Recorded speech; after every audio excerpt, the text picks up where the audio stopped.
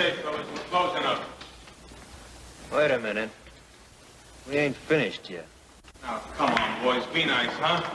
I told you we were closing up 20 minutes ago. You touch that switch and I'll tear your arm off. Charlie, you better leave number 5. Okay, let's all go. Let's go.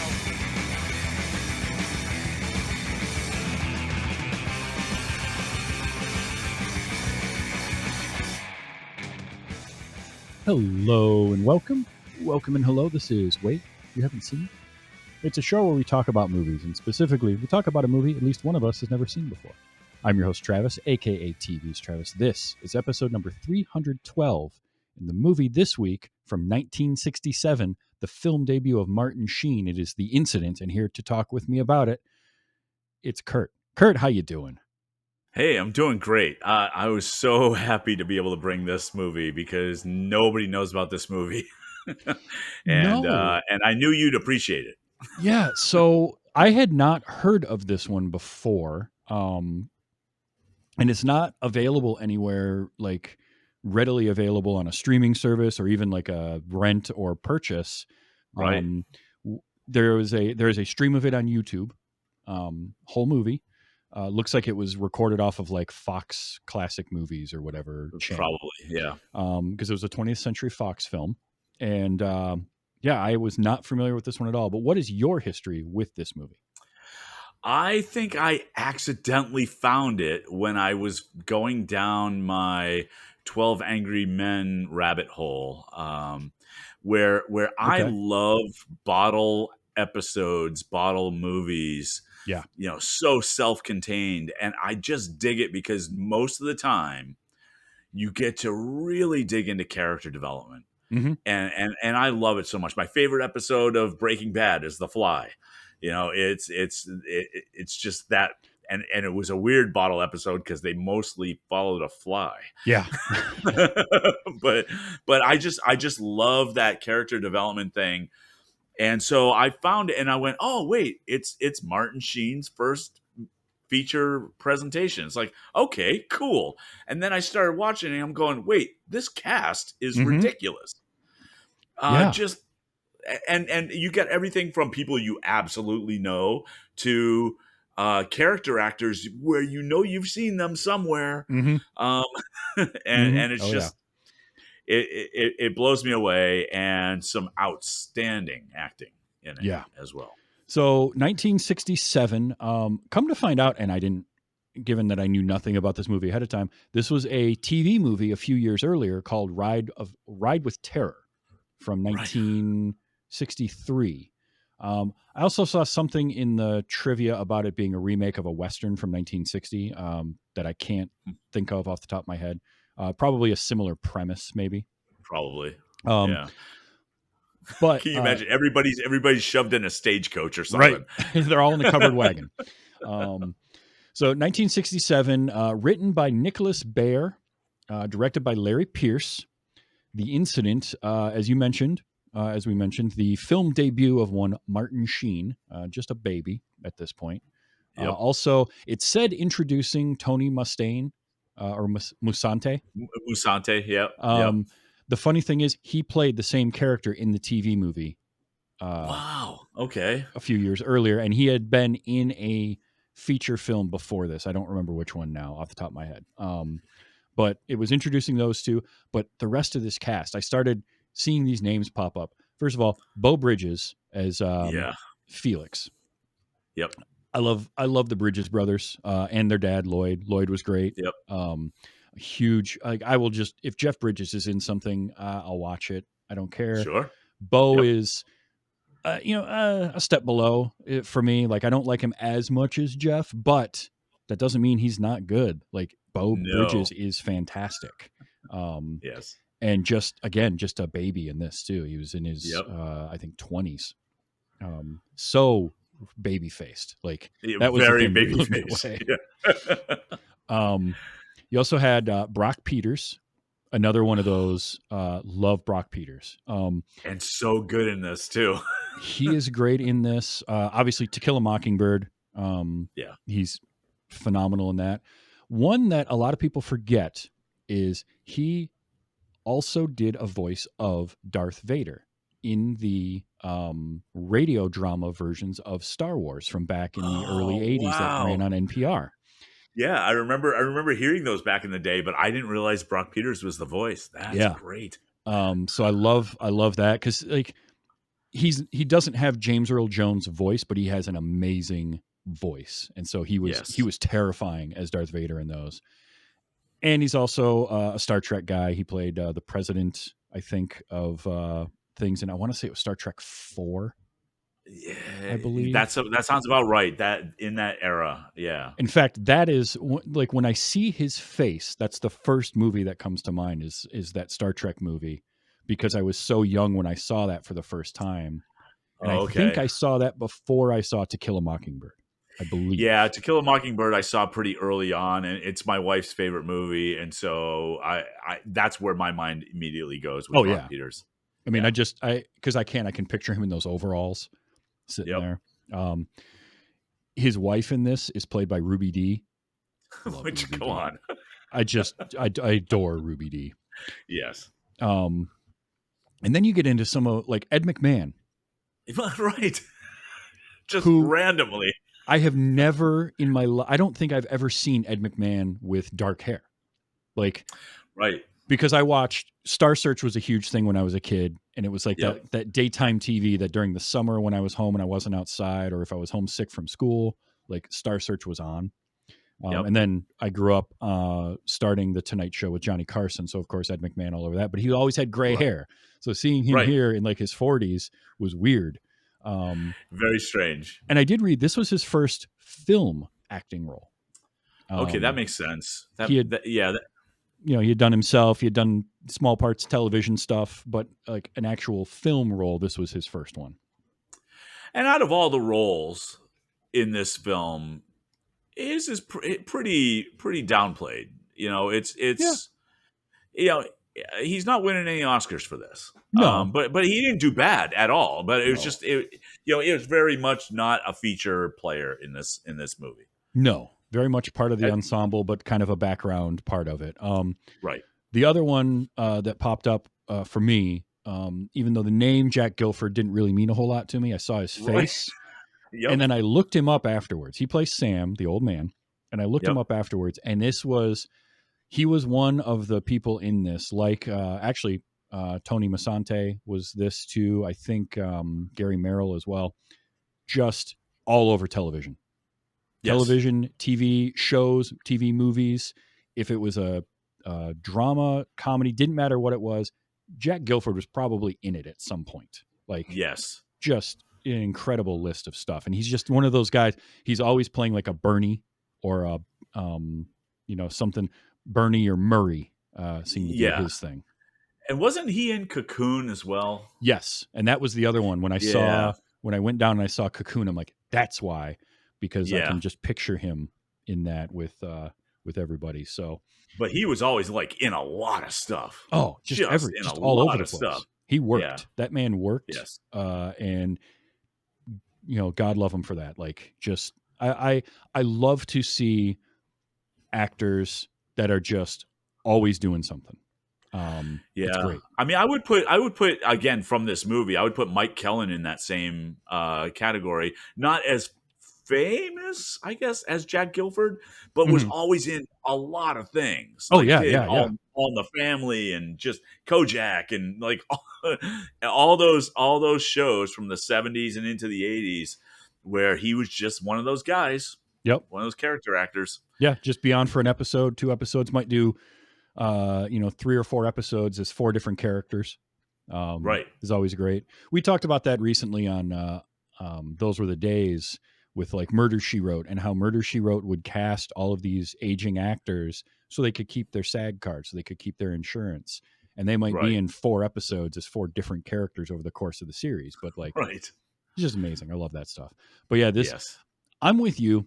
I love a good bottle episode, a good bottle story, something small, self-contained. We talked about that with 12 Angry Men because like there was just something with that dynamic, because what it does is it strips away everything else in storytelling and says, here's some characters, here's a situation, now let them do a thing. Like, I love that in a story because I want to identify with my characters because I want to care.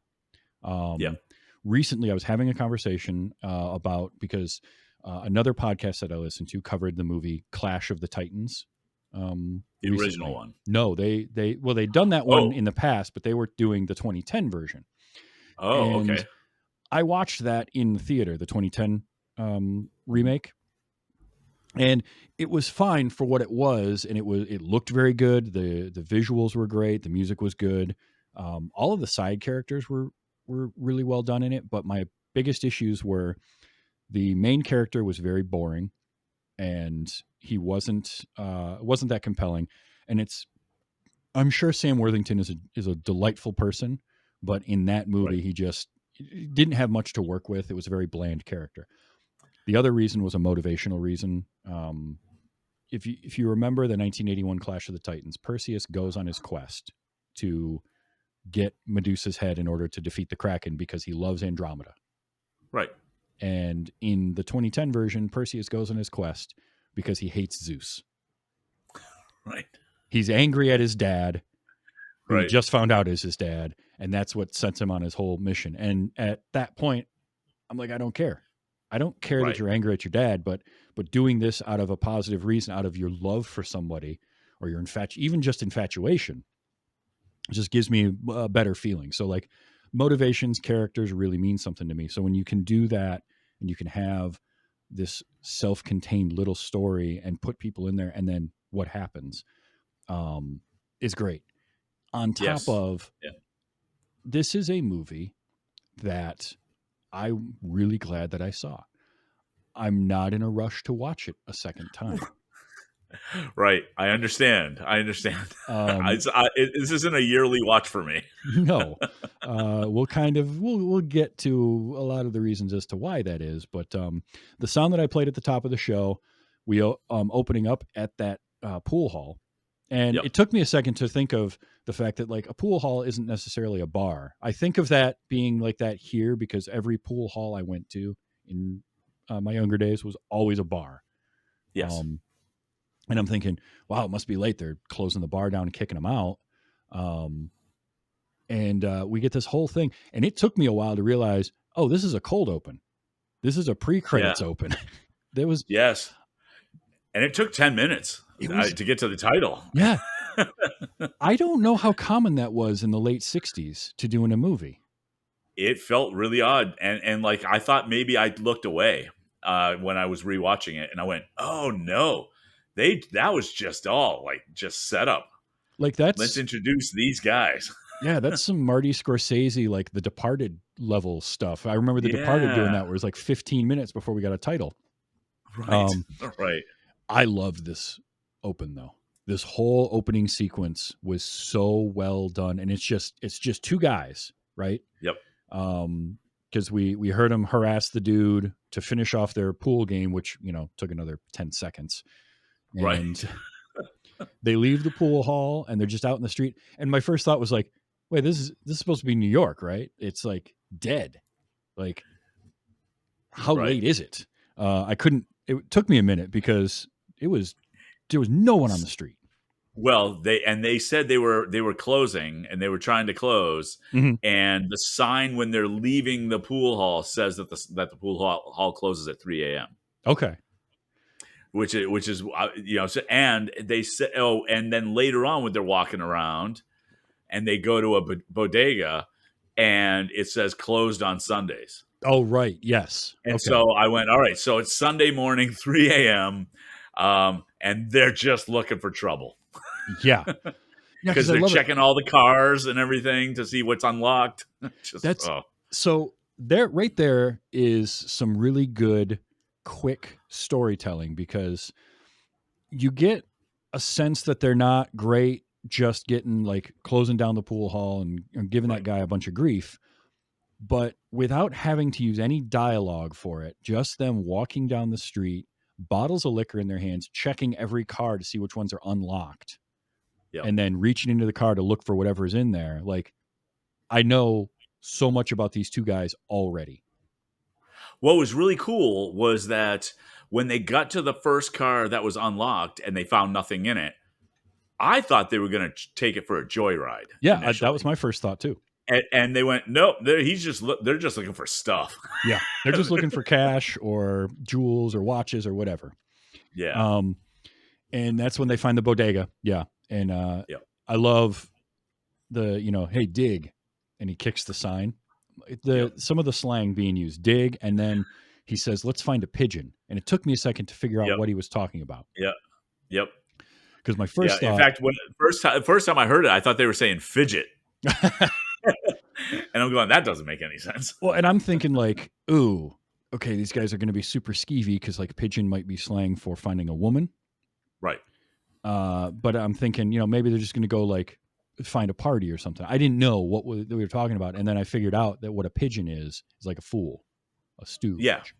Well, and we even get clarification of that as they're in that little alleyway thing and waiting. They talk. Do you like a pigeon or do you like a broad? Yeah. Yep. It's like, well, there's the differentiator right there. And there was like my first moment of, ooh, we're watching some cool filmmaking here because they get into that little alcove alleyway. They check it out. Yep. And then as they're lighting up the cigarette, which classic move of one's on the lookout, the other one lights 2 cigarettes, hands him one. I don't smoke anymore. It's a bad habit, but it's cool looking to see that. Right. I can't help it. Right.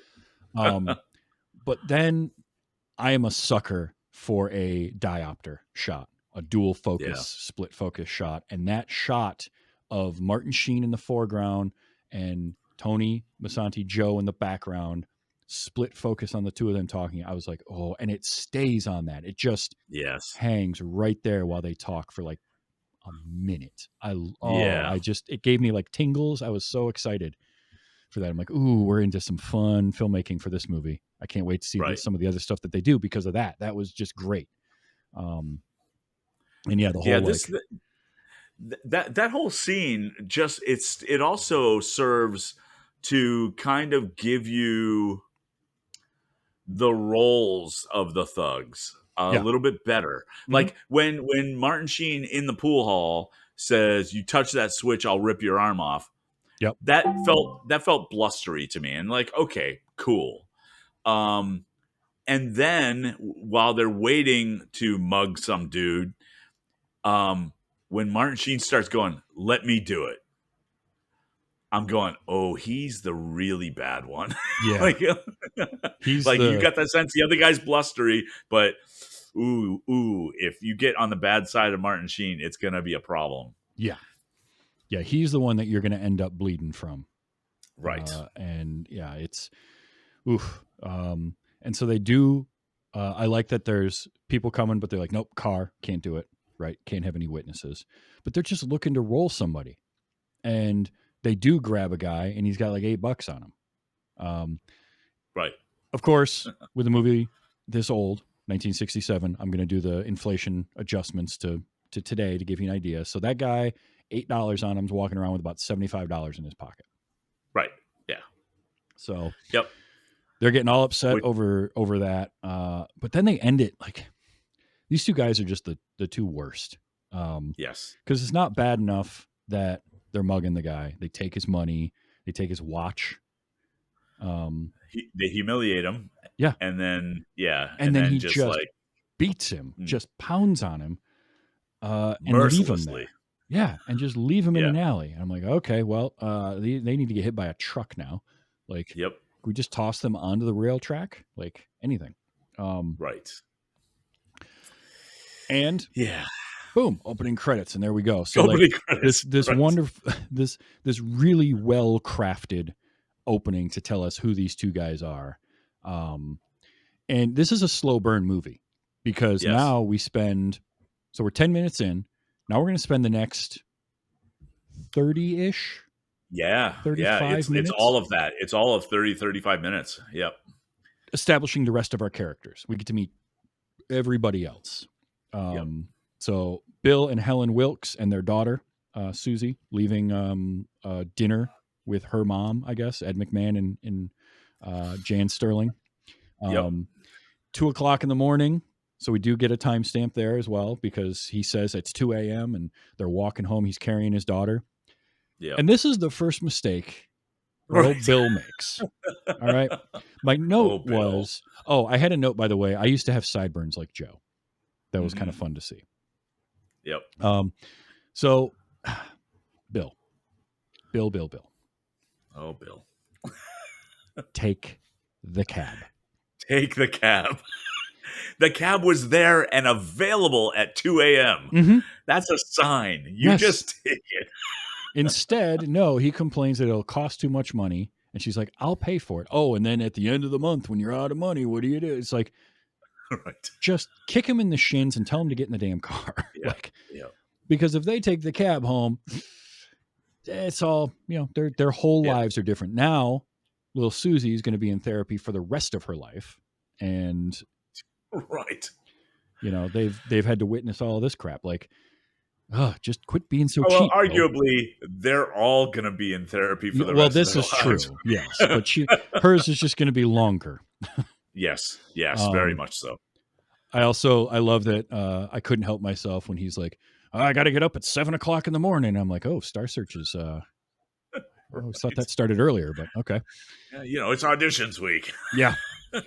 But just don't be cheap, man. Take the cab at 2 a.m. Take the cab. Nothing good happens after 2 a.m. ever. No. I am one who is not afraid to like ride a subway. Like, I don't have that problem as a 6'4" white man walking around. Like, I am the least likely to get bothered. I still don't want to ride the train at 2:00 in the morning. Certainly not by myself. No. Nope. But we meet. Yeah, so we meet those two. Then we meet my least favorite character in all of the movie, by far, which is, what is his name? Tony, played by Victor Arnold. Another character actor who'd been around for a while. And Donna Mills playing Alice. A very, very young Donna Mills. Yes. Very young. So these two are on their way home, and I just hated Tony with every fiber. There was nothing redeeming about him. Nothing, like, at all. Literally nothing redeeming. Which was really an interesting choice because of the fact that we actually see worse bad guys later. Yeah. But he was terrible. Just absolutely. A terrible person. Like, it's going to come to a point in this where, after we talk kind of about all of them, none of them are great by any stretch. All these people are flawed, but they have redeeming with maybe qualities one to exception. them. Yeah, with maybe one exception. Yeah, but yes. But they have redeeming qualities to them. Yes. Tony does not. Tony is just terrible, treating Alice awfully, and it's the 60s, so the dynamics of that relationship are questionable at best. Anyway, no doesn't mean no 90% of the time in this context. Yeah, and it's terrible. Yep, and uncomfortable to watch. Very, very uncomfortable to watch.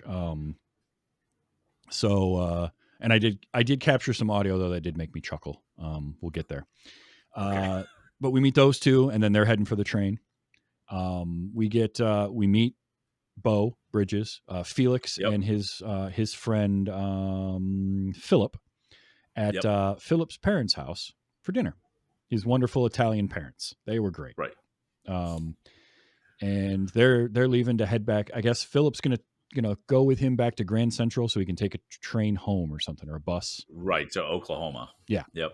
So they're heading back, and I did like they had a little moment together where on the platform, like Felix doesn't have any family anymore. His parents are gone, and he's kind of like, hey, your family's really cool. He just wants that simple life with a family. Yeah. And sort of Philip, I don't want to say Philip's taking it for granted that he's got that, but he's not. A little bit, though. A little bit. Yeah, it doesn't feel super important to him.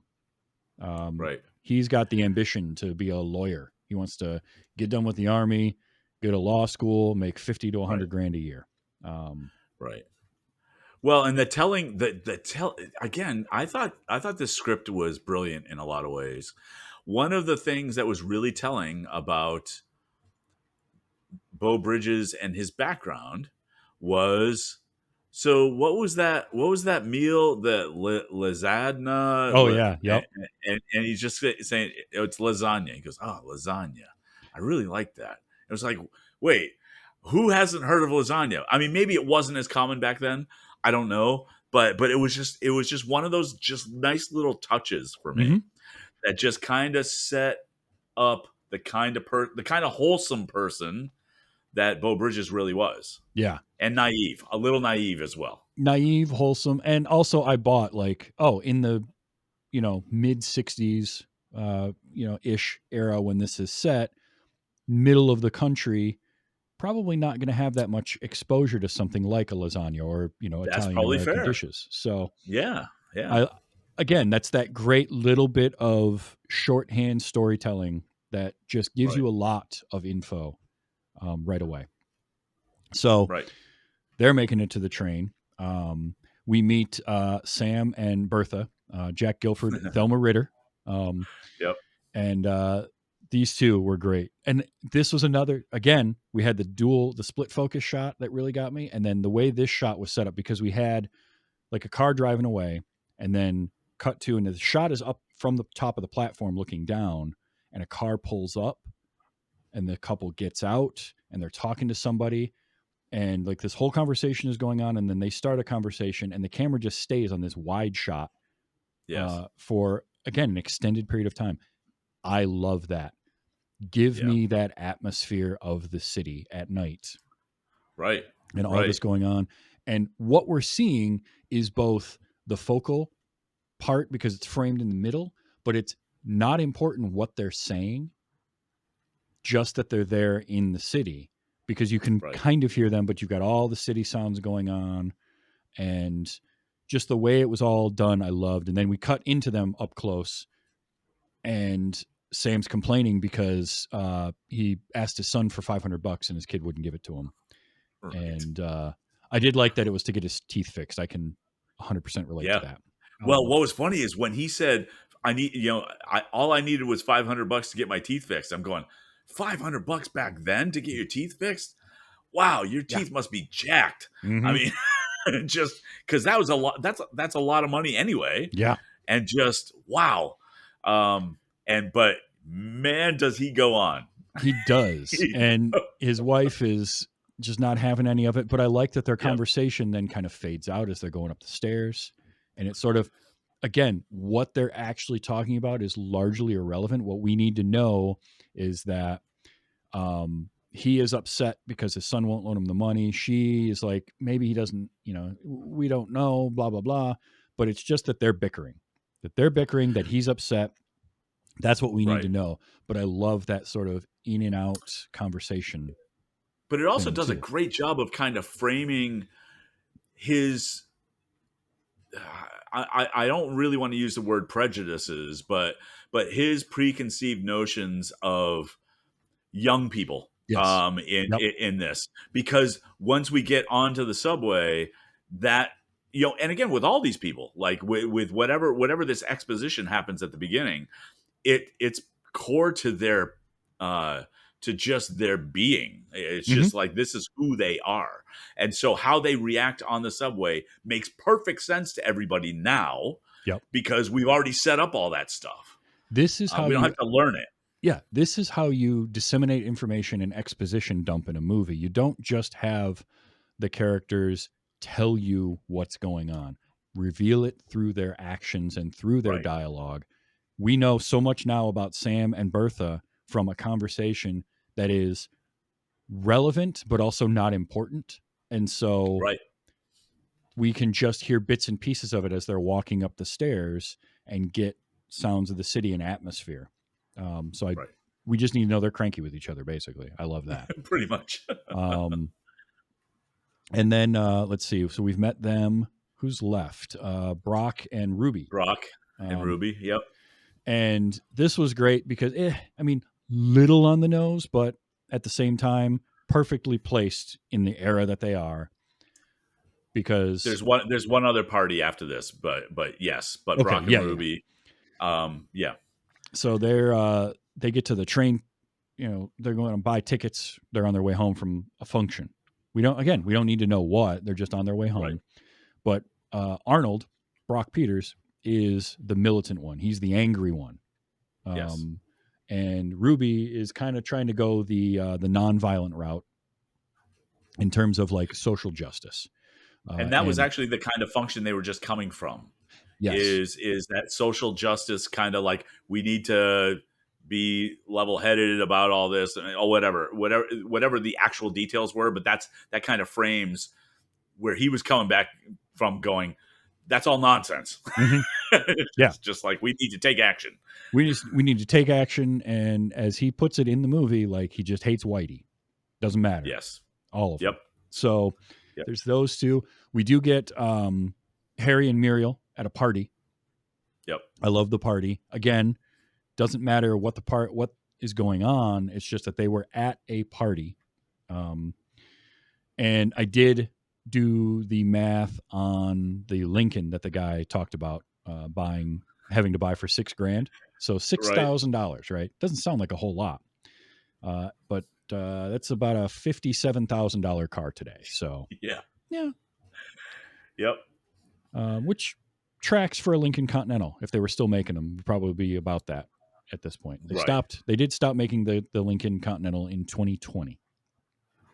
Wow, that recent. I for some reason I had it in my head that it was late 90s, early 2000s. They may have stopped for a little while and brought it back, but I looked at the website and they stopped in 2020 is the last model year you can get.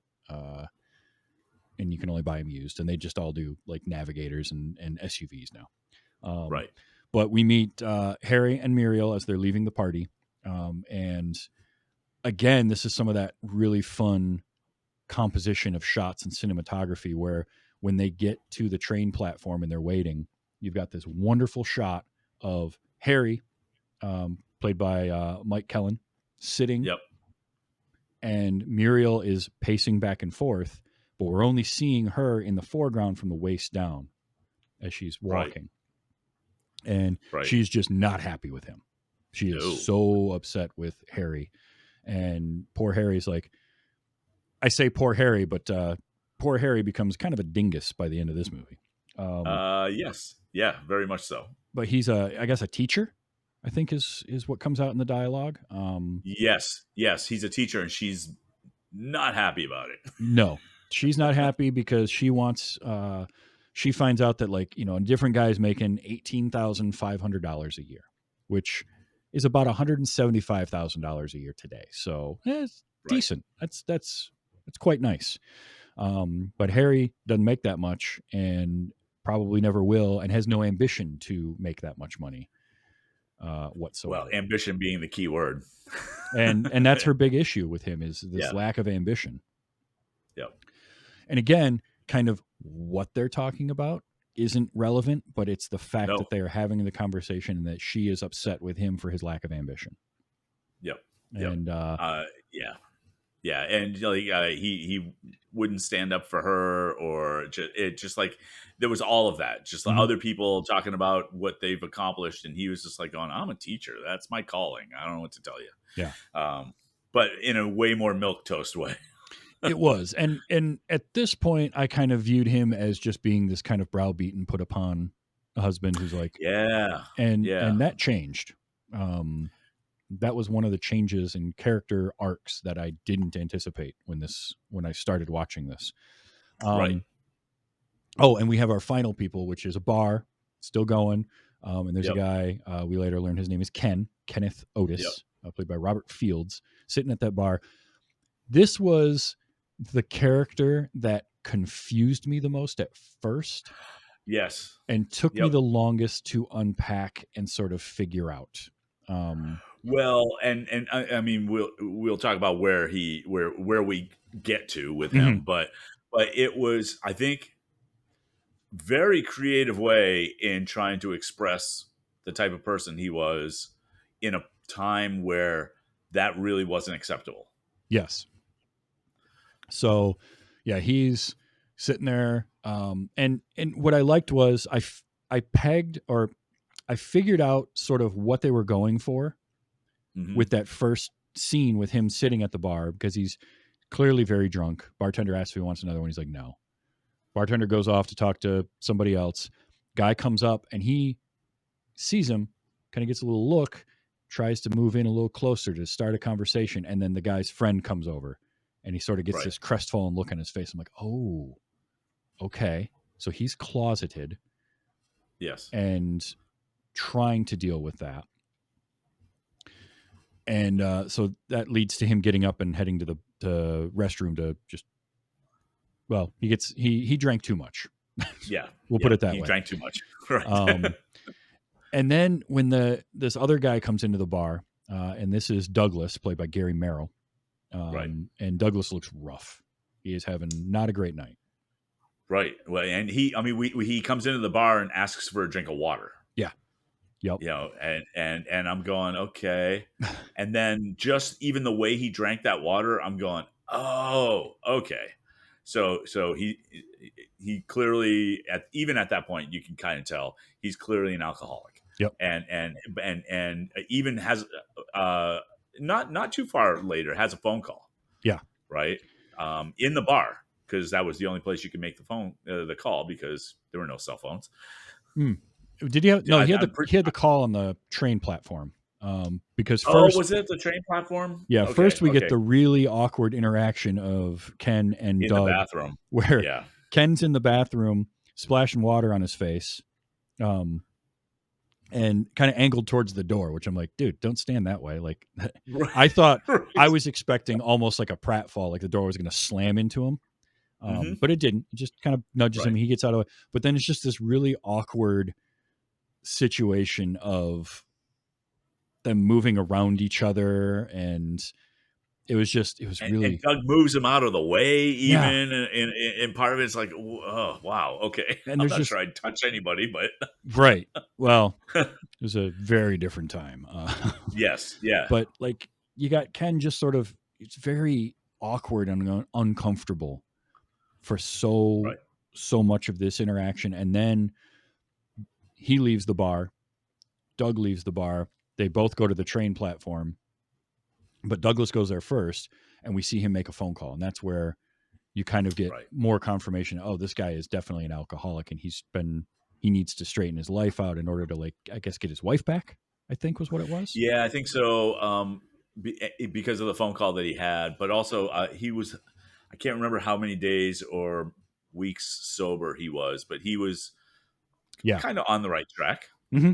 Yeah, he's trying, and he's clearly getting like struggling, but trying and getting like a meeting with somebody. That was the big thing, is he's got some meeting he's going to get like the next day or whatever.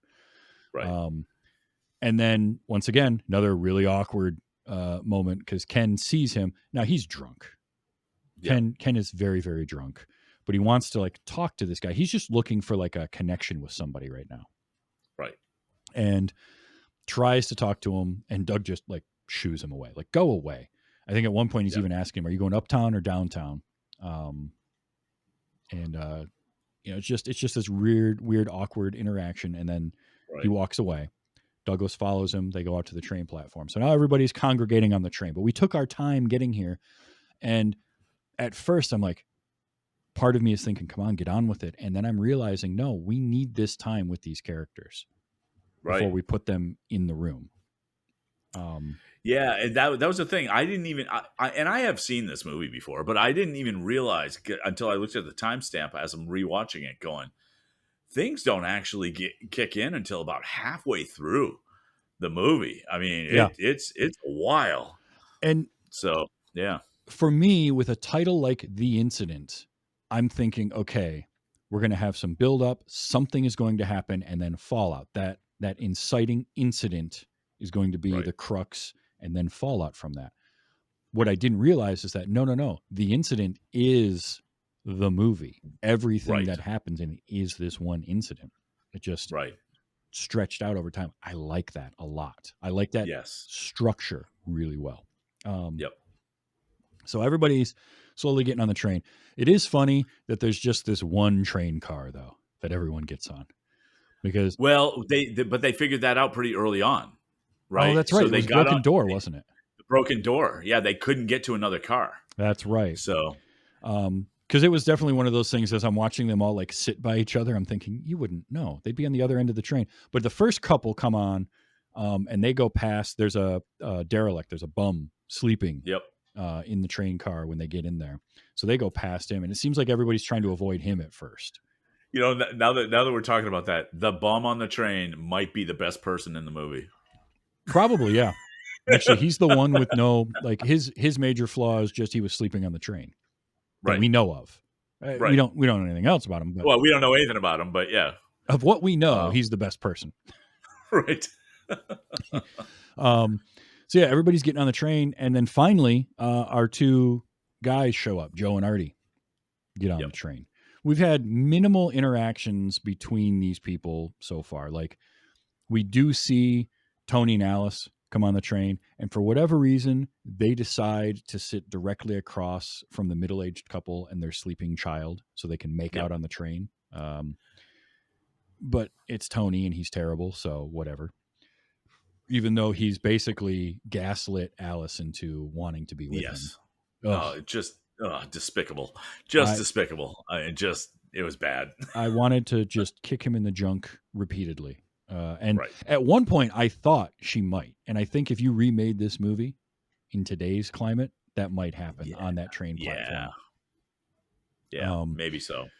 Because there was a moment where like the music changes and the look on her face, and I'm just like, ooh, what's going to happen here? And then, nope, she flipped in the completely different direction than I thought it was going to go. And I think that's just product of the time more than anything else, right? I think so. I think that because I was with you. I'm sitting there going, oh, wait, she's giving in. Yeah. It's like, oh, come on. And I don't like it at all. No. I did appreciate the moment when they get on the train and they sit down and they just start kissing.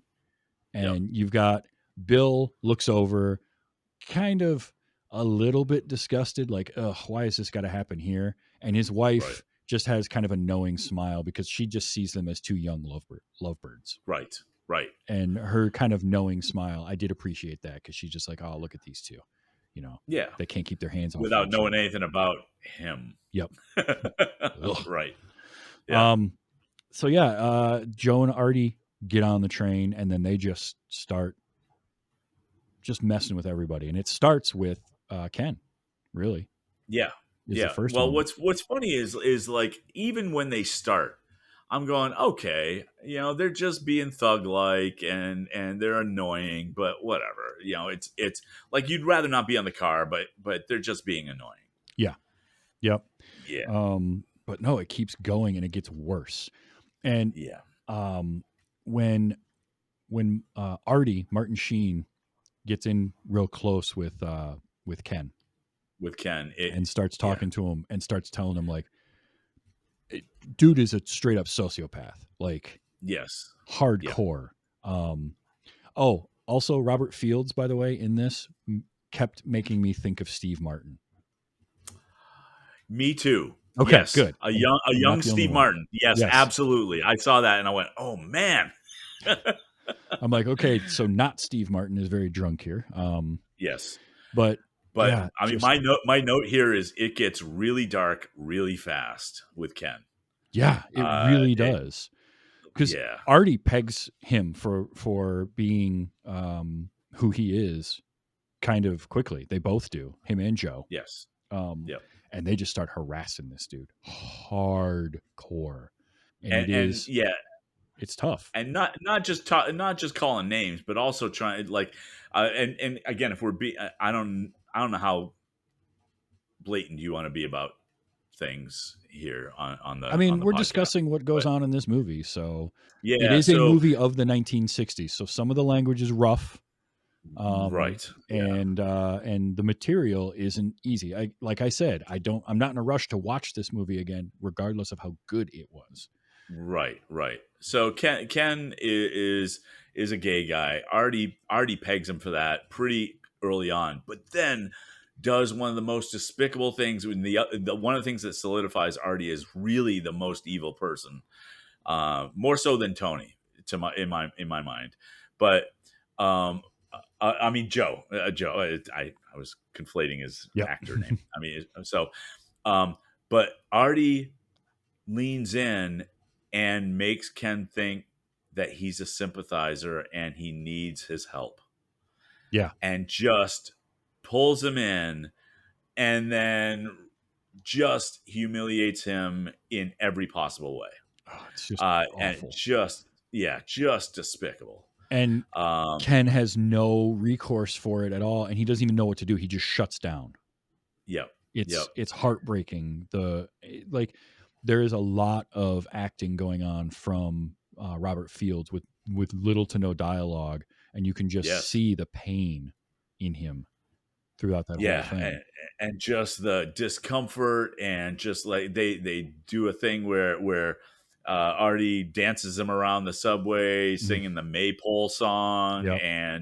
and then puts the handkerchief on his hat on his head like a woman's hat type of thing, Oh, and just and makes him sit by himself in an area, and it really was so uncomfortable, so ugly, just ugly. just very, very Yeah. ugly, very despicable. And nobody on the train really does anything at this point. Now, part of that is because at first they were bothering the sleeping bum. I Yes. think Artie tried to give him a hot foot, and Douglas Yep. did actually try to stand up. Of everybody on the Yes. train, Douglas was the one to say, "Hey, leave that guy alone. He's just sleeping. He didn't do anything to you." Right. And Douglas, being the recovering alcoholic, feels something for this guy because dude's obviously passed out drunk on the train. Yes. And I think in a way Douglas could see that could have been him. Well, and I think there was a bottle in the bum's jacket, Yeah. or in his waistcoat, or in his waistband, because Douglas, he looks over, Mm-hmm. and you can see him like just he wanted to get that bottle like Yep. Oh yeah. as hard as possible, and just like he resisted. He was, but he could see kind of the there for, but for the grace of God go I. It's Yep. that kind of feel. Yeah. Really, really quite remarkable, and not saying too much, really, in that. Yeah. Exactly. So, And so, but his standing up for it, Joe gets up in his face and just berates him. And again, nobody on the train does anything. My thing this whole time was like these soldiers need to do something, right? yep, Like if anybody was going to, it would be them. But while Felix sort of looks like he wants to, Philip's like, don't, man. It's New York. Just like let it go. And yeah, but even that, when it's Felix's turn, when Tony gets to him, that was an interesting oh yeah, interaction, because there was no standing up and back making him back down type of thing. It was just like talking, yeah. just talking. And it really was like it's Artie and Joe just terrorizing all of these people Yes, for a half an hour long train ride where they don't let like other people at one point even try to get on the train and they won't let them on. right. They're not letting anybody off because They jam the door so that the door won't even open now once you get to a platform. yeah, Yeah. it's just terrible. And like they just move from one set of people to the next. Yes. At one point, Arnold Brock Peters, Hmm. he's kind of into it. He's like, let him do it. He's messing with all the white boys, and he tries Yep.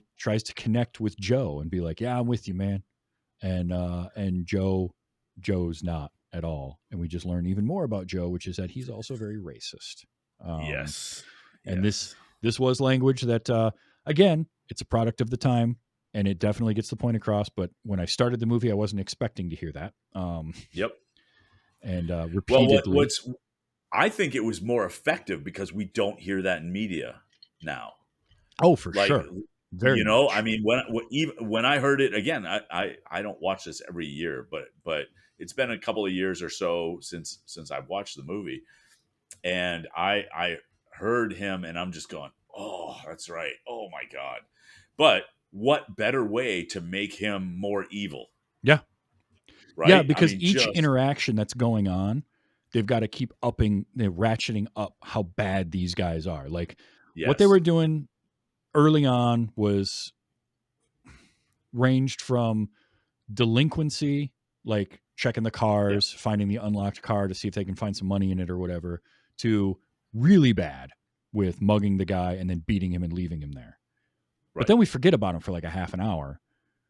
And so when they come back into it now, we start low with them just like giving the guy a hot foot, trying to wake up this guy that's sleeping, who, by the way, sleeps throughout all of this, which is incredible. The whole thing, right? Dead to the world. But like it starts with that, which isn't awful. Like it's not great, but it's fairly small time petty.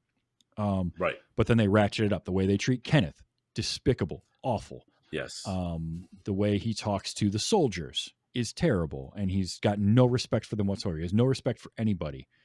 Now we ratchet it up again because now he's not only is he homophobic, he's also incredibly racist and wants nothing to do with Arnold and his wife, who she is now like trying so hard to inch herself away from what's going on.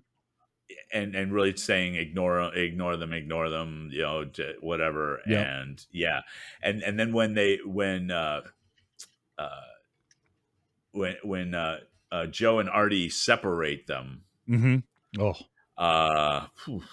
it gets rough because now Joe is just calling Artie. I'm sorry, not Artie. Calling what can't I think of his name? Arnold. Yeah, calling Arnold's every name in the book, and saying, "Oh, okay, so you're with me. That's great. She's with him." Yeah. Oh. And it's just it's like and you could tell what he meant by she's with him. Oh yeah. Like she was not going to be happy by the end of the night. And Arnold is somebody who, when we meet him, he is angry. He wants a fight. Yes. He wants nothing more than to fight. Yes. And that's what Joe wants as well. Joe, like Artie is the scary one because you don't know what he's going to end up doing. Like he is the one. Artie is the type of person who, if he was left unchecked, is going to end up with body parts in his refrigerator. Oh yes. Yes. You know, he's very, going down very that much road. so. And Joe is a lot of bluster and a lot of bravado, and he wants to fight people. He's equally dangerous, but in a different way.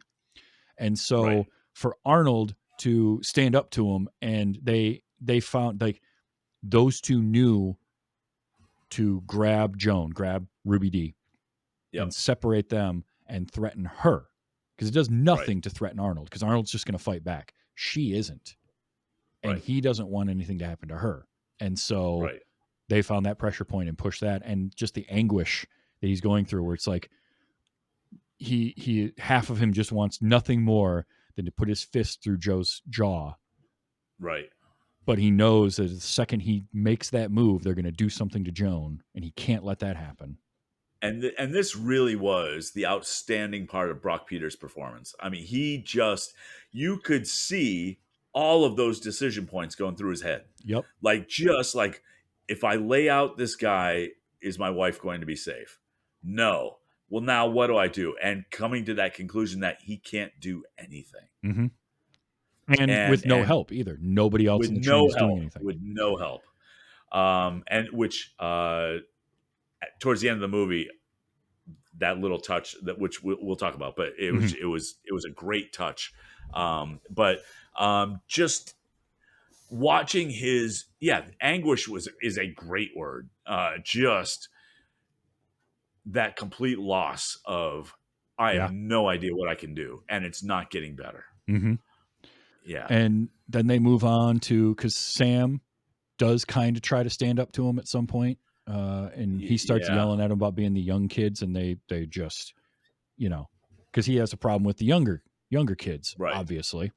And Joe and Artie just harass him and his wife, and although Sam, the first person to try to ring the emergency bell on the train. This is true. Yep. And that's where, again, we ratchet it up, because now nobody's allowed to get to that. And with physical violence and just all of this. So because they hurt his wrist, on that. So, but it makes sense that Sam would be the first one to try that. So I Yeah. did like that quite a bit. And like they move Yep. on, and you get Joe being real creepy towards Alice, right? And Tony Ugh. doing nothing about it. Because again, That Tony's the worst. right. Well, that's the thing, right? That's the thing that threw me is like, as bad as Joe was being to Alice, was it worse than Tony? And I'm not sure. I don't. Because I mean, not really, because at least with Joe, Joe is just awful, and he's just doing this for kicks to like get a yes, rise out of her and right, rise out of him. And but Tony as a character is just terrible to her, but knows her. right, And right. and then when somebody is actually treating her poorly, does nothing about it, just Does shrinks. nothing. Yeah, to So show who he really is. yeah, Honestly, just that whole. Oh, at his heart, he's a coward, yep. and just yeah, so a selfish coward. What you get is it's a train full of people who are so absorbed in their own issues that they don't have a way of feeling anything for anybody else in this train. There's a Yeah. lack of empathy amongst these people, and so as things are going on, so few of them want to do anything because either they're too wrapped up in their own issues or they're too afraid to be the one to step forward. Like nobody wants to I be the one to start that. Right. I read that as fear more than anything else, and I think that I didn't read the lack of empathy. I actually I in quite a few places I saw empathy and maybe even a desire to help. The problem was, with one exception, but the problem was that, well, if I help, what bad is going to happen to me? Yeah, And there was I think definitely we that. see I think that carries even into present day. It Like does. we see people that are way more outspoken and way more willing to stand up nowadays. But there's still, I think, a vast majority of people that just like going, if I just sit here and I'm quiet, they won't concentrate on me. They won't focus on me and they'll leave me alone. Yeah. And I think that's a self-preservation thing more than anything else. But I think there are more people nowadays that are willing to just stand up and go, well, you know what? If I stand up, there might be a few more and we might be able to take them in numbers. And that's the thing, right? Like, so there's two of them that are holding all these people hostage on the train, like literally holding them hostage on the train. And Yes. all it would take, like half of them could have taken Yes. these two out, Yeah. including, again, two soldiers, one of whom has a broken arm, sure, but they're soldiers. Like it wouldn't have taken much for them to overpower these two men, Right. but nobody wants to be the one to make that move. And the couple of people that did either got shouted down like Douglas or got physically assaulted like Sam, but Sam is also 3 times their age. Right. Like at any point they could have done something. Now nobody on the train knows that they have a knife, but Right. but still, like it was just one of those things where it keeps escalating and escalating, and it finally becomes too much when Joe starts harassing Bill and his daughter is where Yes. like the final breaking point. And we've slowly seen Felix Beau Bridges keep wanting, like at one point he kind of wants to get involved and Philip's like no, this is the Well, ugly and that's side of kind of my a town. And even that was kind of like from earlier on where Joe is kind of trying to find the right button to push with Felix. yeah, oh And yeah, he's doing his own like yeah, man, I'm sure you could beat us up pretty handily. hmm Yep.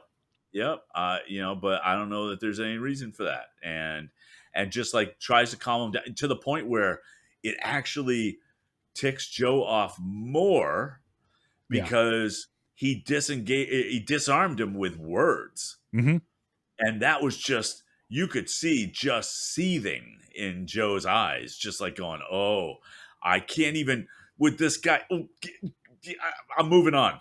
yep, oh yeah, yeah. But once he starts yeah, harassing Bill and like trying to see Susie and all the of little this, girl. Yeah. that was finally enough. Felix has to stand up and say something. Well, And even the way that worked is, when they got on and they started terrorizing people, they were like they terrorized the younger people first, mhm, and then they moved on to Sam and the older guys, and then okay, what's left? A little kid. Okay, great. Here we mhm, go. yep, like just make him even worse. Cool.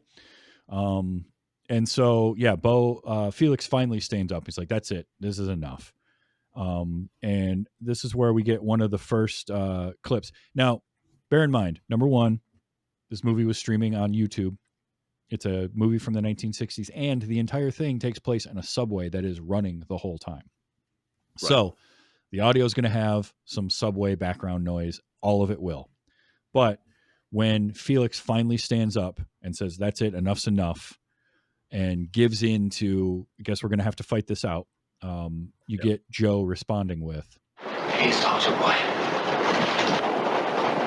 I was wondering how long you'd take. "I was wondering how long it would take." Yep. Because Philip had told him earlier, like, this guy just wants to fight. He's looking Yep. for a fight, which is true. That's exactly what he was looking for. But I just like that where it's like, fine, all right, enough's enough. Now, the fight itself, which is kind of the culmination of the incident itself wasn't one thing. It was this whole situation. But the fight itself, it was a 1960s choreography. Not great. Yeah. Right. Sloppy, but it got the point across. Quite And literally. yeah. And it does end with Felix like going to town. Like after getting stabbed, Yep.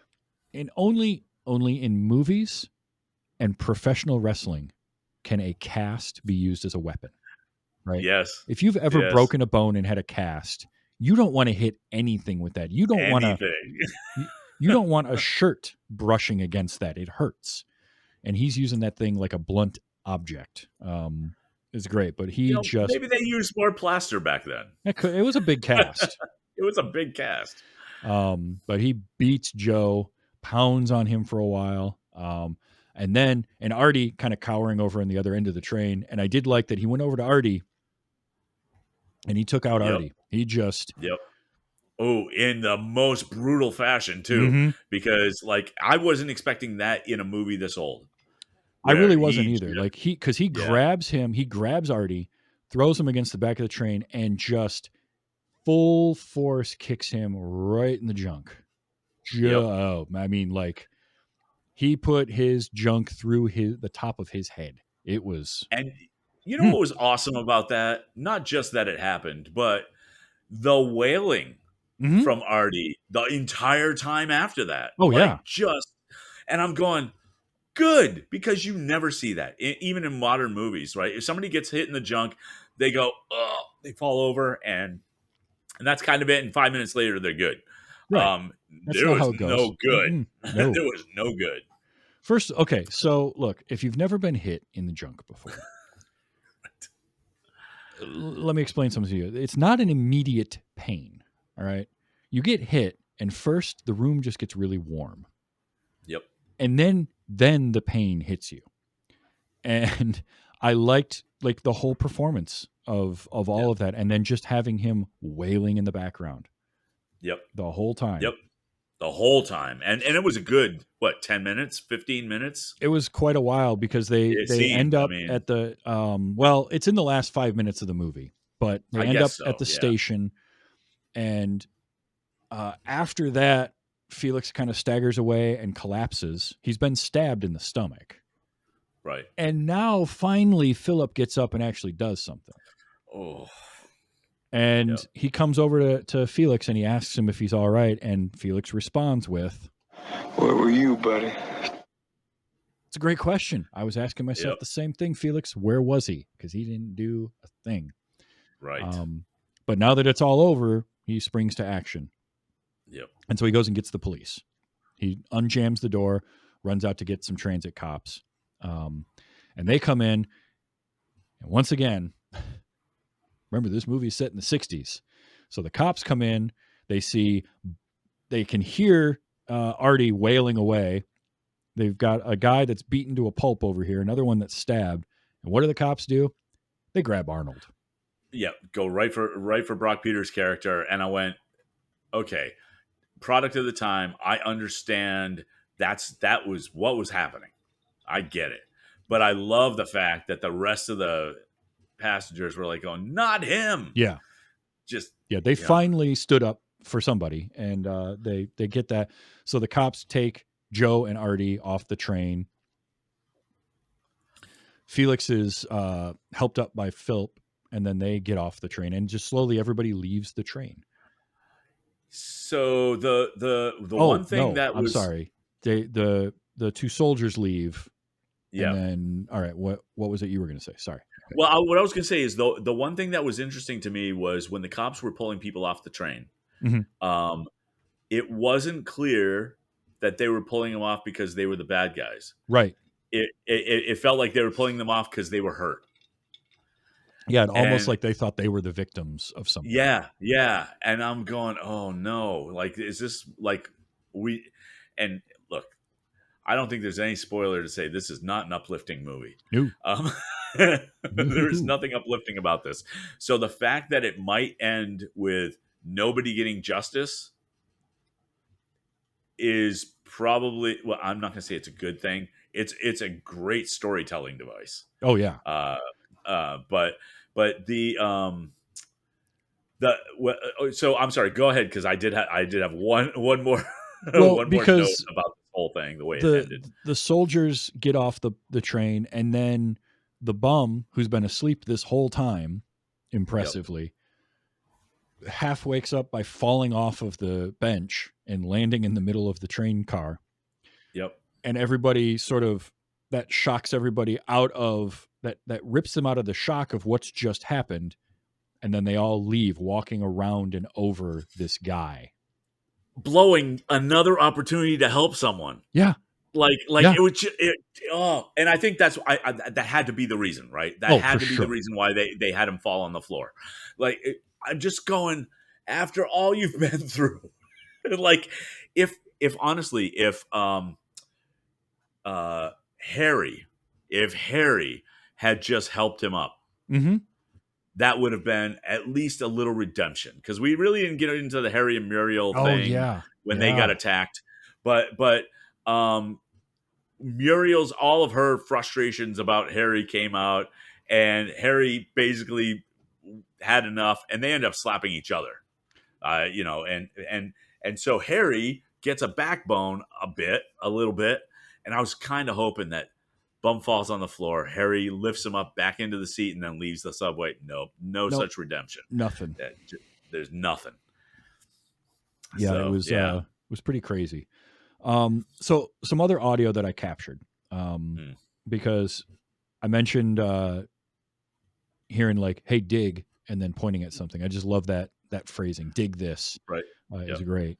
But another one was when Tony and Alice are walking at first, and they stop somewhere, and she's like, "Hey, there's people here. They can see us," when they start kissing the first time. And he sees the guy sitting on the bench. And so Tony just turns to him and says, "Blow, will you? Come on, blow." That's always a fun turn of phrase for me. Yep. But then Tony on the train, when Joe and Artie come on and they start messing with the bum as he's asleep, and Alice has some empathy, right? She's like, "Why are they doing this? Yes. They shouldn't be doing that." And his only reaction is, "He's just a bum. It's nothing." He's just a bum. It's nothing. No, he's a human being. Like, right. Come on. Just another little dig at how Tony is just a despicable person. Yep. Oh yeah.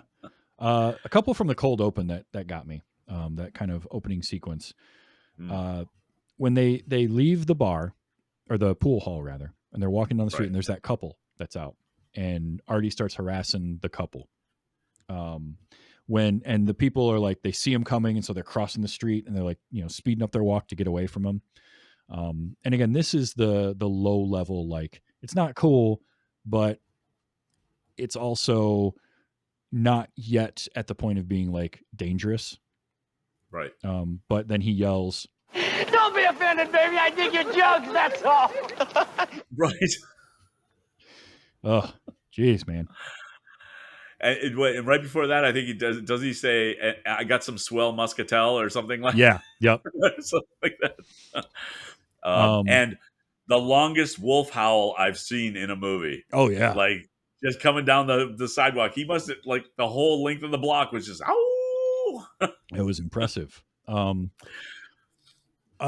Tony Musante's New York accent was real good.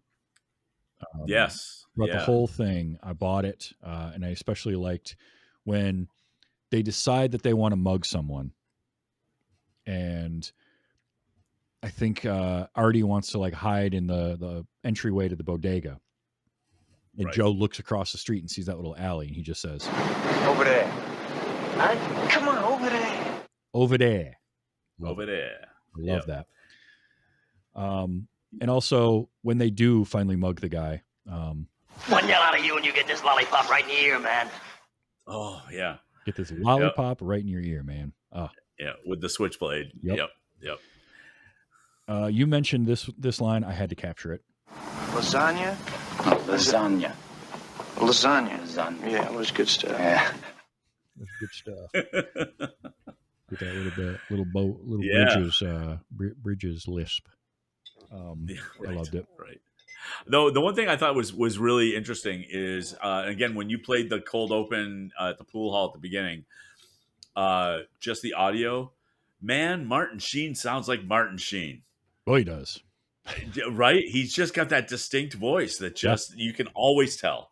Yep. Always tell.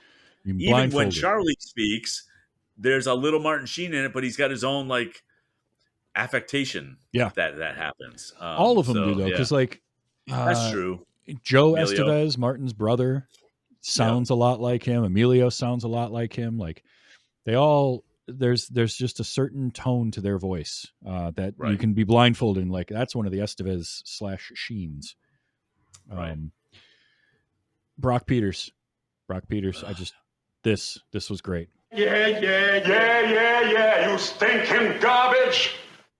Oh, so good. You're garbage. Oh, The Subway Token guy. The Subway Yeah. Token guy was great. Yep. This was one too. This is Artie leaning in close to Ken. And this exchange was just icky. Kenneth? No, Ken, not Kenneth. Quit calling, like, where did you get Kenneth? Yeah. Just all of it was bad. There were some side characters. There was two lines. It was the Lincoln line. Put out $6,000 for Lincoln Continental. Like Right. That That was party. great. Yeah. But and there was no way I was not going to capture this. And this is Philip's dad at dinner. What's the matter? How do I not get that? What's the matter? And he's got the hands going, and he looks like Yep. he's got the big mustache. He looks like Mario. It was perfect. Yep. I got the where were you? Oh, let's see. This one in something. See, what I want to know, Mac, is what's she like in a sack? Because Yeah. we got to take Tony and try to make Joe worse. Right. Right. And he Tony was way just- more blatant. Right. It just yeah. And the last thing I got, because I love good, hearty, fake laughs. And the opening with Joe and Artie, you get, there's three of them. I'm going to play them right in a row because these are just all just wonderful, fake stage movie laughs. And I dug them. That's a really good from Tony Musante. That's the Martin Sheen laugh right there. Yep. And finally, some more Tony. Yeah. They're unsettling laughs too. Yeah, they really are. Because in a way, I mean, yeah, you can tell they're stage laughs, but there was like a bit of unbridled joy in that, and it was just unsettling. Yeah, It really was. I loved the sets in this. Like the set they made for the subway car was perfect. Yep. And it really gave the feeling that they were in a moving subway vehicle Right. like that. I just love that. They got the blueprints for like the original cars and built a stage to spec. Right. And I you mean, know, the one of the things I always hate when I see a subway scene is when you can tell there's actually nothing going on outside the window, mhm. and it wasn't the case here. No, they really made So sure to have yeah, movement by those windows all the time, and it wasn't, you know, when they would stop in a station, you would get that stop, and we never right. saw, because they couldn't do apparently the New York Transit wouldn't let them film Yep. at platforms and all of that. So like all of the stuff at subway platforms, they had to shoot kind of guerrilla style, and they almost got caught at one point. And at the end of the day, the strength of this type of a movie comes down to the writing and the performances. And these performances were spot on. Everybody is great. It's the perfect amount of acting and angry acting and overacting that works for this. Yes. Especially given the era that it's being made in, you want that drama, so you got to kind of hype everything up a little bit and heighten it. But it was also, all of it was believable to me. Well, that was the thing, right? It didn't feel. Honestly, if there was anybody that was kind of over the top, it might have been Joe and Artie. Oh yeah, But I think that just served the psychotic nature of their characters, right? I mean, for sure. and there was still a lot of subtlety that was happening, not with them as much, but like with Brock and with Beau Bridges. Absolutely, just I think the understated strength that he had Yeah. before he actually had to use it was great. Yeah, because it's a lot of people that are very flawed, and they're all kind of trapped in their own worlds, and they're really caring about that. And it's balancing the, do I do something and stop whatever this is that's going on, but then what are the Right. repercussions of that and the fear of that? And so nobody comes out like perfect in this by any stretch. Right. Everybody's got their flaws. Right down to, as you mentioned it, they had one last chance to actually help someone, and everybody literally steps over the man in the middle of the train to leave the train car. And it's like, this isn't an uplifting movie by any stretch. It's not a happy ending No. at all.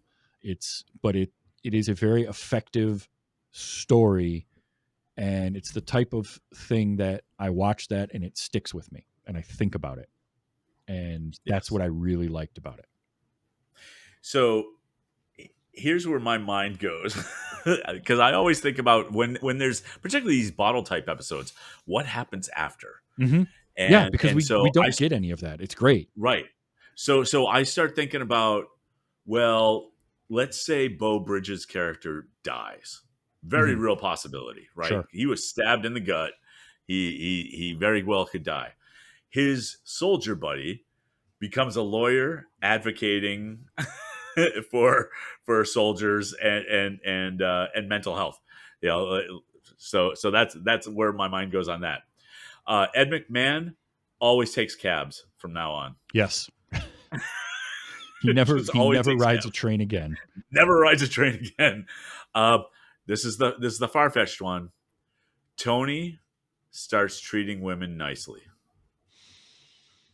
It's a harder one to. It's the harder swallow. one to. That's yeah. the tougher one. But I'd like to think Yep. that. I'd like to. Brock Peters, Arnold, takes a step back from his militant stance because he was so angry that he wanted to. I mean, when he was talking with the dude selling the subway tokens, he wanted to actually cause him physical harm. Yeah. But when push comes to shove, he didn't have it in him because he finally saw the downside of that, which his wife was trying to tell him about the whole time anyway, right? And so maybe he comes to terms with her a little bit more. And I think on the opposite end of that, I think that Joan, Ruby Dee, gets a little bit angrier. Yes. Yeah. Yes, She's because still she can see his side a little bit Mhm. more as well. Um, Ken becomes a shut-in and a hoarder and never exits his house again. Yeah. Nope. He lives in his I mean, apartment forever. yes, forever. Lonely and alone. Alone. Oh, yeah, Like yeah. just yeah. Unfortunately, but he's Yeah. completely broken. Harry and Muriel divorce. Yes, I don't mercifully. see. Yes, yeah. I just don't see anything happening there. And And Sam cuts his kid a break. yeah. Yeah, Sam softens a little bit on his kid but Harry and Muriel, we sort of touched on it, but like that scene where she stands up, she's finally all of her issues boil over and she stands up to Joe. She finally speaks her truth, like And everything she's actually been feeling. Mhm. Like she starts it taking it out on Joe. Joe's flipping it on her. They're harassing the two of them. They start like grabbing their clothes, their hats and stuff like that. yeah, And Harry doesn't do anything. right. And when Joe and Artie start really harassing her, he almost joins in. He almost is like, yeah, this is what you want now, type of thing. Like it's a weird turn for Harry that I didn't It, see coming. I didn't see it coming in either, but it made a lot of sense because she was always bemoaning the fact that he wasn't a strong man, Mm-hmm. and so him flipping that and going, "Oh, so this is what you want, Yeah, right? This is that kind of makes sense." it does. And so he totally 100% deserved that slap he got, which was a good one. Yes, Um, but when he slapped her back, yeah, it was like, "Whoa, okay, what's happening here?" yeah. Because his truth finally came out. He was Mhm. tired of being browbeaten. Yeah. Just at every turn. So yeah, mercifully those two divorce and Yep. never have to see each other again. Alice moves away from New York, leaves, never to return. And meets a nice man. That's what I choose to. And And Douglas she gets ends up at Knott's Landing in Texas. there you go. Yep. And Douglas gets himself. He stays sober and he gets back with his Yes. wife. Yes, and gets that job that he was going for. Yes. Yep. Perfect. So yeah, so I think I mean that's the way I look at it because clearly nothing good happened on the train. No. Oh yeah, nobody takes subways ever again. No. Like no. No. Yeah, Sam and his wife never go more than a few blocks from their apartment because they just go anywhere they can walk. Yep. Now, what do you think about Joe and Artie? Well, once Artie and Joe recover from the hospital, because they're Right. both going to spend a few nights in the hospital at least. Yeah. Also, it's so much more effective to have the fight between Felix and Joe end the way that it did, and we never see Joe. Yes. Yeah. So it's Yeah. so much more You brutal. never know the damage. Yeah. Right. Because in my mind, the way he's going to town beating on him like that, and just the silence in that train afterwards, like he turned that dude's face into hamburger. And All right. So that mirrored what Artie did to that dude they mugged. yes, yes, it did. Like, except for that dude they mugged was face down and Joe was face up. Mm-hmm. But it was almost exactly the same type of thing where they just start pounding him Yep. in wherever they hit him. Ugh. Yeah. So I think Over and over again.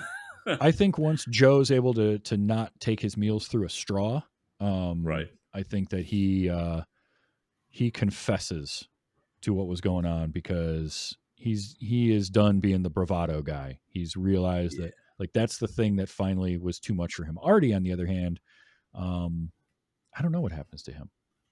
Yeah, he could either go, yeah, I'm getting too old for this, or could double down. Yeah. And be worse.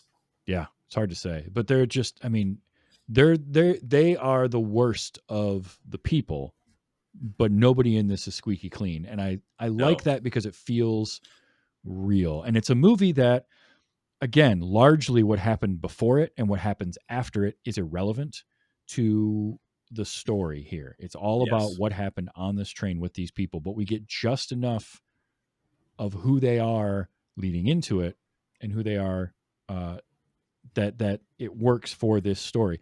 And I like that. And that's where that slow burn part of it, and that half an hour that can feel, if I just have this conversation, I'm like, yeah, so it's a movie where we spend 10 minutes with these two guys and then a half an hour meeting everybody else. And then the last 45 minutes of the movie is all of them on the train for the inciting incident. You'd be like, that doesn't sound compelling at all, but it's Right. the perfect structure for this type of story. Yes. Yeah. I would not be surprised if we learned at some point that reality TV show, What Would You Do, took some inspiration from this. Yeah. Because I it's mean, that kind of a situation, right? Where it's just like, you're put into this situation. What would you do?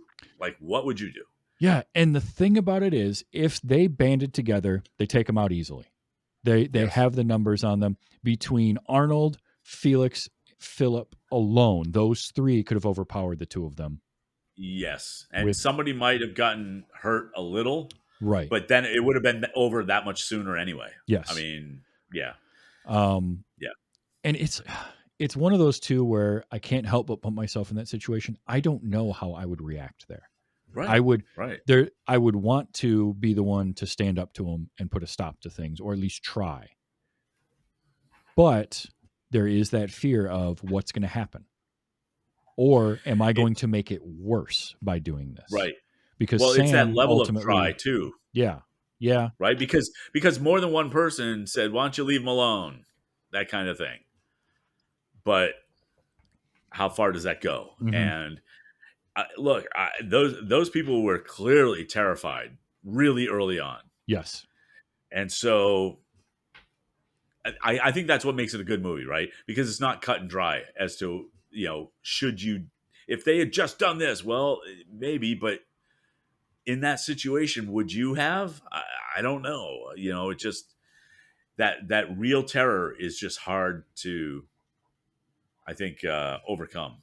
This would be one I'm kind of surprised we haven't had, because it's not a well-known movie, but also I feel like this is one of those that a remake would be really interesting to do in the current climate, Yeah. because you could take the idea of this and put it in the current climate and really play with some of these archetypes of characters, and where do you go with that?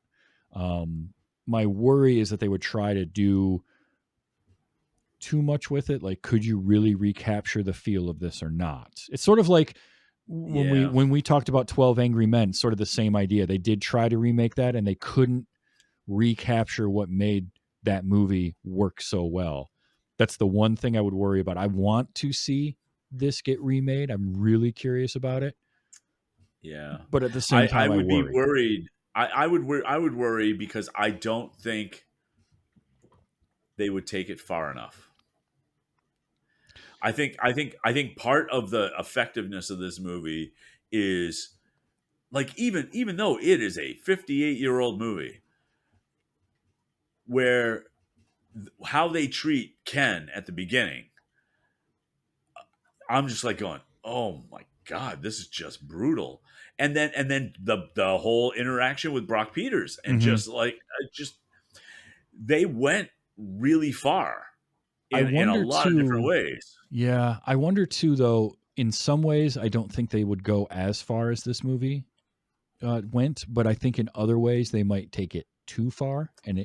Because Maybe. again, this is an uncomfortable movie, and that's tough to do well. It's tough to make a movie uncomfortable, but make that good. Monster is one that I always come back to.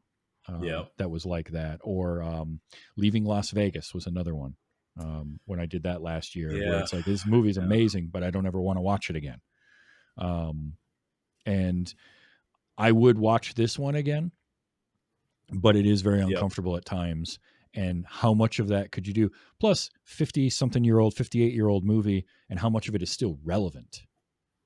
Right. Which is the scary thing too. It really was. That and the other concern that I would have is that if they made this movie again, it feels like it would be overly politicized right now. It would, for sure. You know what I mean? Mhm. Just like, because you can take the almost the exact same incidents or instances rather, Yep. and modernize them without having to put a political commentary on it. And I just don't think people are capable of that right now. No. No, and that would be the other thing too is like it's inherently got a political commentary to it, but it would that's the worry, right? That it would get too heavy-handed. Right. I mean, look, Because it's already Wi- heavy-handed. well, and this movie was full of political commentary. Mhm. However, you were left to decide where did you stand on how all these things were. Like in every one of those situations, it's like, do you empathize with this, or do you empathize with this, or and they took it too far? I mean, who knows? Yeah. But it's left unsaid so that you can actually think about it. Yeah, it's the type of movie that lets you form your own conclusions and lets Right. you really deal with it. It doesn't spoon feed it all to you. That's the thing that I would worry about in a modern remake is Right. instead of, hey, here's an incident, here's a bunch of people, all of them are flawed and all of them make some pretty poor decisions throughout this thing. How do you feel about that? Versus here's a bunch of people and here's how you should feel about all of them. And that's where it could go off the rails.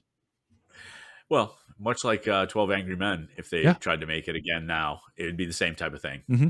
Absolutely. You'd have an ultra conservative dude, and they'd make some overtly political messages, and the ultra liberal dude, and yeah, it would be too obvious. Mhm. That's the other thing. It'd be too obvious. Where I think most people realize, especially one on one, that things are way more subtle. Yeah. And I maybe that's part of what makes me love these kinds of movies. Mhm. Oh, for sure. But For sure. yeah, No, this was a great choice for a movie. You know, I'm not in a rush to watch it again, but no, if you get a chance, go into it knowing that it's not an uplifting movie. I do think if you like acting, this is a movie to watch. yes, Absolutely. And like I said, it is streaming right now on YouTube. I will put a link to that in the show notes. So if you want to watch it yourself, you absolutely can. It's about an hour and 45 minutes. So it's not terribly long. And it's totally worth it. and the quality is pretty good, actually. Yeah. Yeah. The audio that I played, when you're watching the whole movie, that train noise ends up blurring into the background, and it's really easy to pick out what everybody's saying. So, Right. but it is constant. There's that constant hum of the train going. The sound design in this was good. I really Yes. liked it. This was a great choice. Kurt, what are you working on right now? What is something that you want to plug? Yeah, so basically, my regular podcast is Wise and Nerdy, and we record on. I think we're on YouTube Live at this point, and it's basically three dads who talk about not just technology, but it's where nerd fandom meets fatherhood. Yeah. And so there ends up being, ironically, kind of three generations of us. I'm the old man, Charles is the middle of the road dude, and Joe is the young father. We all have kids at different stages, and so we just talk about all kinds of things. It's an interesting podcast in that it's different. It's not just a nerd podcast. We talk about nerdy things, but yeah. And so there's that, and then really it's just my other hobby / side hustle is. I got a 3D printer last year, and I've been printing up a storm, and so I have an Etsy set up at 3D by Kurt .etsy.com. Nice. So. Definitely check those out. Wise and Nerdy is a great show. Charles, Joe, you guys are great. I've been a guest on there, and I really do enjoy that show. And it's nice to get the fatherhood angle of it, even as I was a part-time dad for a while, so I came on as the faux pas. The faux pas. Plus, anytime you can do dad jokes and just rile up Charles is worth it. Oh, it's so fun. It's so fun. Definitely check those out. And the 3D by Kurt as well. That's awesome. I can see your 3D printer there running in the background as we speak. Yep. Now, next week for this show, I've got Tony P. Henderson coming on. Ooh. He is coming on. We are going to talk about, he has never seen Pee-wee's Big Adventure. I know. What? So we're going to fix that. Some say that it's their favorite Tim Burton movie. Not mine, but I do like it. And I can't wait. I'm really curious to see what he has to say about this one in large margin general, because this is fantastic. So that's going to be a lot of fun. Plus, I've been wanting to have Tony on for a while now. So we finally worked it out. So that is coming up.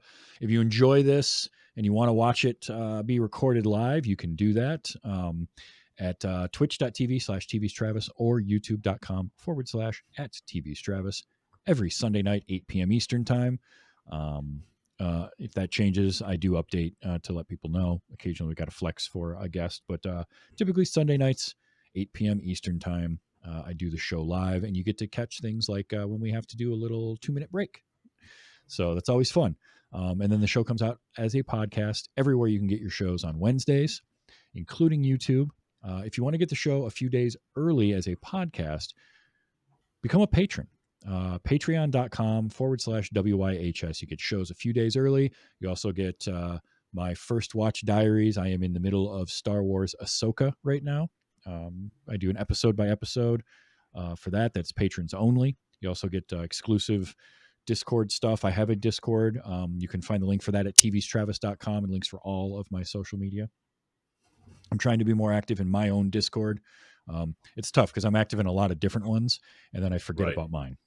So I'm trying to be more active there, showing off the things that I've been 3D printing or the models that I've been painting lately. I am deep into Adepticon season, which is coming up in just a week and a half. So I have been painting orcs like crazy. It's been a lot of fun. But yeah, and that will conclude things for this week. So Kurt, thank you. Always a pleasure having you on. It's been Thanks wonderful. for having me. I appreciate it. And it's always fun. Thank you. And hopefully we'll get to hang out at Dragon Con this year. Possibly. I'm not going. No, I'm not going. No, I can't go. I can't go this year. But yeah. Well, we will hang out at some point. We will find time. We will make it happen. Yes. But until next week, Pee-wee's Big Adventure with Tony P. Henderson. Just remember to enjoy your movies. If somebody acts up on the subway, say something. Maybe. I don't know. But be excellent to each other.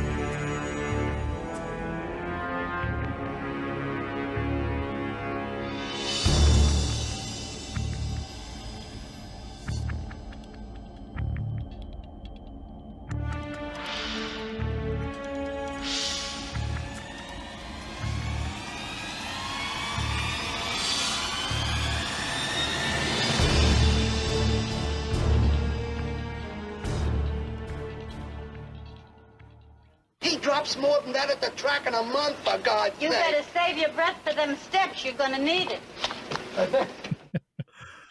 it.